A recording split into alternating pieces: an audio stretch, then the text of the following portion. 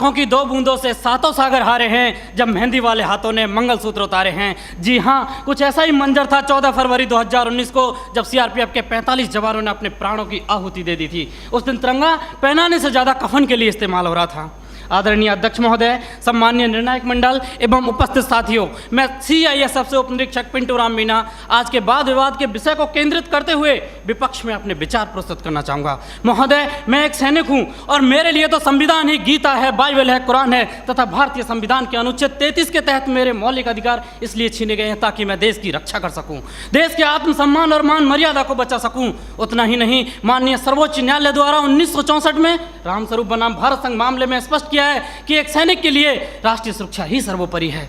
जबकि महोदय, आज हमारे देश में खौफनाक मंजर को देखकर यहाँ की जनमानस मौत से मोहब्बत और जिंदगी से नफरत करने लगी है, क्योंकि अपराध के मुकाबले कानून बौना नजर आने लगा है। और ये मानव अधिकार तो अपराधियों के हित में तन जाते हैं, इसीलिए तो रोज भेड़िए साक्षात छाती पर चढ़ जाते हैं।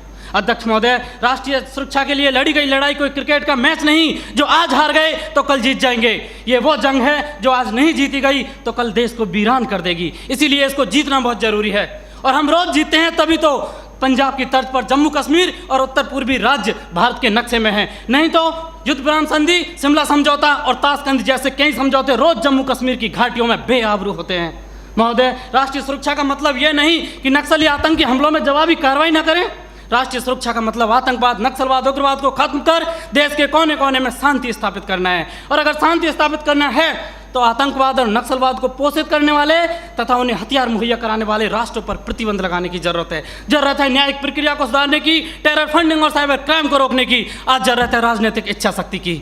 महान राजनीतिक चाणक्य ने भी कहा कि कोई भी नियम राष्ट्र और राष्ट्रहित से बड़ा नहीं होता, किंचित ऐसा है तो उसे तत्काल बदल देना चाहिए।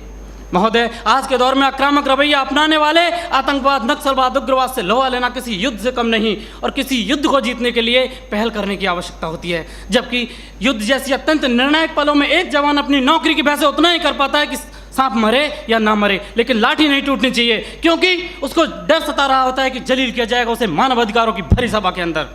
उसे डर सता रहा होता है कि ना तो कानून छोड़ेगा और ना ही तिल का ताड़ बनाने वाली मीडिया की पैनी नजरें छोड़ेंगी, जिसका ज्वलंत उदाहरण पहले कश्मीर में जवानों के सिर कटवाए, तब जाके सर्जिकल स्ट्राइक किया। 20 भारतीय सैनिकों ने गोली खाई, तब म्यांमार में घुसकर ऑपरेशन ऑल आउट किया था।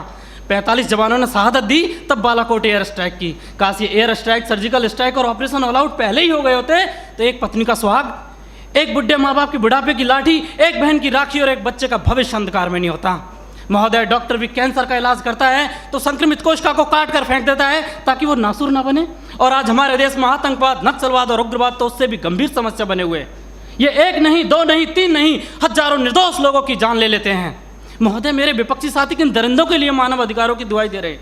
उनके लिए जो विश्व के सबसे बड़े लोकतंत्र में सत्ता का गलियारा बंदूक की नली से नापना चाहते हैं, या फिर उनके लिए जो राजनीतिक शून्य, आर्थिक विफलता और अराजकता फैलाना चाहते हैं, या फिर उनके लिए जिन्होंने 38 भारतीय नागरिकों को इराक के मौसूल में मौत के घाट उतार दिया था और उनके घर वालों की पथराई आंखों को मिला भी तो सिर्फ ताबूत, और ताबूत में मृत्यु प्रमाण पत्र, या फिर उनके लिए जो राष्ट्र विरोधी नारे लगाते हैं, अब जलम शर्मिंदा है, तेरे कातिल जिंदा है, कौन है अफजल का कातिल, भारतीय संविधान या सर्वोच्च न्यायालय?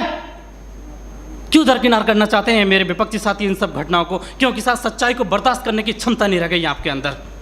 महोदय, सच ये है कि हमारी बंदूक की नली से निकली हुई गोली को 1000 बार सोचना पड़ता है कि उसे कब, कहां और किसे लगना है, जबकि एक आतंकवादी की गोली को कोई निर्णय लेने की आवश्यकता नहीं होती। एक जवान की उंगली अगर ट्रिगर पर है तब हम यहाँ खुली हवा में सांस लेते हैं। -40 डिग्री तापमान पर एक जवान अपनी हड्डियां गलाता है, तब हमें सहूलियत मिलती है बुद्धिजीवियों की तरह बातें करने की, सहूलियत मिलती है संवेदनशील होने की, डिस्को जाने की और त्यौहार मनाने की।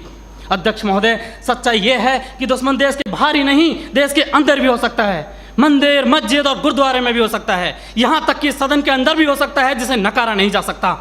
और ये मेरी जिम्मेदारी है कि बाहर भीतर हर तरफ देश की रक्षा करूं, और ऐसा करते वक्त अगर मेरे और मेरे परिवार के मानव अधिकारों को कुचलना भी पड़ा तो मेरे लिए सौभाग्य की बात होगी।